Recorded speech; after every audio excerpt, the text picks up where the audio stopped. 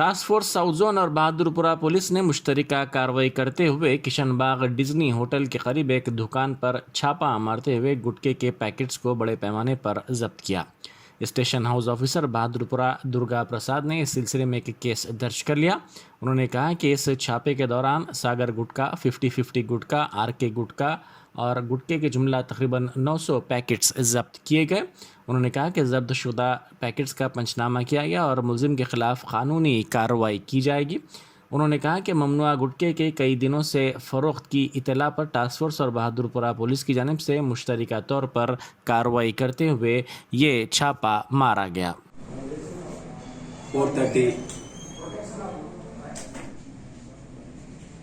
4:30 hours south zone task force police दोनों मिलके कोंडारेड्डी में डक्कन शैला स्टोर में रेड कर चेक करे तो उधर सागर पैकेट, सागर 50-50, आरके गोल्ड 12+12 के 900 पैकेट्स पूरा वैसा गुटखा प्रोडक्ट मिले। उनमें लाके पंचनामा करके पीएस के लाके उनसे ऊपर एक्शन लेते, लीगली एक्शन। इलीगल का वो प्रोडक्ट उन बहुत दिन से भेज रहा है बोल के इन्फॉर्मेशन है, तो इन्फॉर्मेशन रख के उनको आज पकड़े, उनका ऊपर केस रजिस्टर करते।